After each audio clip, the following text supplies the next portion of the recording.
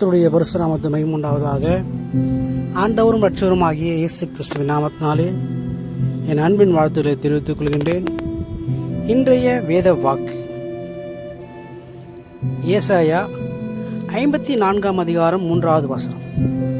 நீ வலதுபுறத்திலும் இடதுபுறத்திலும் இடங்கொண்டு பெருகுவாய். உன் சந்ததியார் ஜாதிகளை சுதந்திரித்துக் கொண்டு பாழாய் கிடந்த பட்டணங்களை குடியேற்றுவிப்பார்கள் என்று இந்த வசனம் சொல்கிறது. நாம் இன்றைய நாளில் தியானிச்சுதான் இந்த வசனத்தின்படி பெருக்கத்திற்கு சாதகமற்ற சூழ்நிலையிலும் எல்லையில்லாமல் பெருகச் செய்கிறவர் உன் தேவன். தேவ பிள்ளையே, பிள்ளை இல்லாத ஒரு மலடியை பார்த்து ஆண்டவர் இந்த வார்த்தையை சொல்கிறார். ஒரு சந்தானமில்லாத நிலையில் ஒரு ஸ்திரீ இந்த உலகத்தில் வாழும்பொழுது எத்தகைய இழிவான அவமானமான சூழ்நிலையில் வழியாய் கடந்து போக வேண்டியிருக்கும் என்பதை யாராலும் புரிந்து கொள்ள முடியாது. ஆனால் அவளது மலட்டுத்தன்மையானது சந்தான பெருக்கத்திற்கு மிகப்பெரிய தடையாய் இருப்பதால் அவளது இருதயம் மிகவும் துக்கமடைந்தது. மிகப்பெரிய ஒரு வெற்றி அடைவதற்கு அவள் தள்ளப்படுகிறாள். அவளது நிந்தையை வார்த்தைகளால் விவரிக்க முடியாது. ஒரு பிள்ளை பாக்கியத்தை பெறுகிற ஸ்திரீயினுடைய சந்தோஷத்தை போல ஒரு சந்தோஷம் இந்த பூமியில் வேறொன்றுமில்லை. ஒரு சந்ததியை இந்த பூமியிலே உருவாக்க அந்த ஸ்திரீ தன் சரீர பிரகாரமாக மனநிறுதியான எவ்வளவோ கஷ்டத்தையும் தியாகத்தையும் வலி வேதனைகளையும் தாங்க வேண்டியிருக்கிறது. எனக்கு அன்பானவர்களே, இப்படிப்பட்ட அனுபவங்களை கடந்து போகிற ஒரு மலடியை பார்த்து கர்த்தர் சொல்லுகிறார், நீ எல்லா திசையிலும் இடங்கொண்டு பெருகுவாய். உன் பெருக்கத்தை யாரும் தடை பண்ண முடியாது. உன் கூடாரத்தின் எல்லைகளை விசாலப்படுத்து. பயப்படாதே, நீ வெட்கப்படுவதில்லை.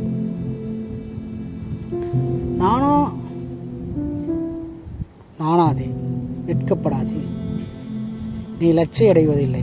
உன் வாலிபத்தின் வெட்கத்திற்குள் நீ இனிமேல் தள்ளப்படுவதில்லை. உன் விதவையிருப்பின் நிந்தையை இனிமேல் நீ நினையாதிருப்பாயாக என்று ஏசாயாவில் பார்க்கலாம். இது மனுஷத்தினால் நடக்குகிற ஒரு காரியமே அல்ல. ஆண்டவர் ஆபிரகாமை பார்த்து, உனக்கு ஒரு பிள்ளையை தருவேன் என்று சொன்னபோது ஆபிரகாம் சாராலும் நகைத்தார்கள். சில நேரங்களிலே ஆண்டவர் சில வாக்குத்தத்தங்களை நமக்கு தரும்போது நம்மால் அதை நம்பவே முடிவதில்லை. காரணம், அந்த வாக்குத்தத்தங்கள் நம் வாழ்வில் நிறைவேறுவதற்கான எந்த ஒரு அறிகுறியும் சூழ்நிலையும் நம் கண்களுக்கு தென்படாது. ஒரு நிலை உண்டாகிறது, நம்முடைய கண்களுக்கு தென்படாத ஒரு நிலை உண்டாகிறது. நமக்குள் ஒரு தாழ்வு மனப்பான்மை, அவிசுவாசம், நம்பிக்கையற்ற ஒரு இருதயம், இவைகளெல்லாம் ஆண்டவர் நம் வாழ்வில் செய்ய போகும் அற்புதங்களுக்கு தடையாகவே இருக்கும். அது மட்டுமல்ல, தேவனுடைய சர்வ வல்லமையை நம் ஜீவியத்தில் விளங்குவதற்கு அவைகள் தடையாகவே இருக்கும். இன்றைக்கும் உங்கள் வாழ்க்கையில் பல பகுதிகளில் நிலவும் மலட்டுத்தன்மையினால் ஒரு பெருக்கத்தை முன்னேற்றத்தை காண முடியாமல் தவித்துக் கொண்டிருக்கலாம். எவ்வளவுதான் பிரயாசப்பட்டாலும் ஒரு ஆசீர்வாதம் இல்லையே. ஒரு முடக்கப்பட்ட சிறையில் அடைக்கப்பட்ட சிறைப்பட்ட நிலையில் இருக்கிறேனே. என் ஜீவியம் தொழில் போய்கொண்டிருக்கிற பொழுதே இதனால் நான் அனுபவிக்கிற நிந்தனைகள், அவமானங்கள் தான் தாங்க முடியவில்லையே என்று புலம்பிக் கொண்டிருக்கலாம். பிரியமானவர்களே, இன்றைக்கு கர்த்தருடைய வார்த்தை தீர்க்கதரிசனமாய் உங்களுக்கு நேராய் கடந்து வருகிறது.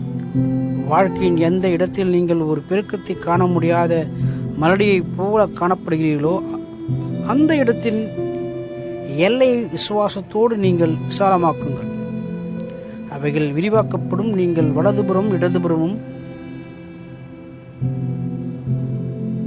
முன்னாகவும் பின்னாகவும் இடங்கொண்டு பெருகப் போகிறீர்கள். இதுவரைக்கும் உங்களை முடக்கிக் கொண்டிருந்த, சிறைப்படுத்தி வைத்திருந்த சத்துருவின் சகல வல்லமைகளும் செயலிழந்து போனது. உங்கள் எல்லையை விட்டே அவன் சிதறி ஓடப் போகிறான். அந்த நேரம் வந்துவிட்டது. ஒரு ஆர்ப்பரிப்பின் ஜெய கம்பீரம் உங்களையும் உங்கள் குடும்பத்தையும் நிரப்புகிறது. இப்பொழுதே உங்கள் இருதயம் பூரிப்பினால் நிரப்பப்பட்டு தேவனுடைய வார்த்தையை அப்படியே விசுவாசித்து அற்புதத்தை சுதந்திரித்துக் கொள்ளுங்கள். இந்த நாளிலிருந்து உங்களுக்கு வாழ்க்கையிலே ஒரு திரளான பெருக்கத்தையும் ஆச்சரியமான ஒரு விடுதலையும் கர்த்தர் கட்டளையிடுவார். விசுவாசத்தோடு ஆண்டவருக்கு நன்றி செலுத்துங்கள். நன்றி செலுத்த இப்போதே ஆரம்பியுங்கள்.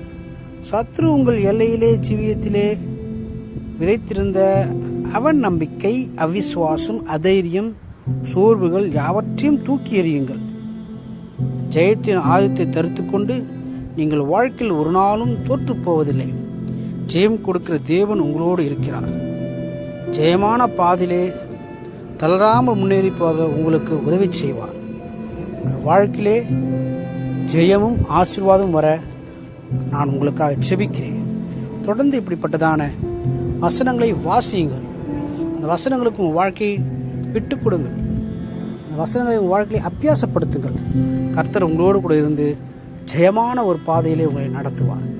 இப்படியாக வசனங்கள் மூலமாக வருவதான ஆசீர்வாதங்களை பெற்றுக்கொள்ள இந்த வேதவாக்கு சேனலை நீங்கள் சப்ஸ்கிரைப் செய்து ஆல் என்கிறதான பட்டனை ஆன் செய்து உங்களுடைய ஆதரவையும் உங்களுடைய விசுவாசத்தையும் நம்பிக்கையும் பெருக்கிக் கொள்ளுங்கள். கர்த்தர் தாமே உங்களை ஆசீர்வதிப்பாராக. ஆமென்.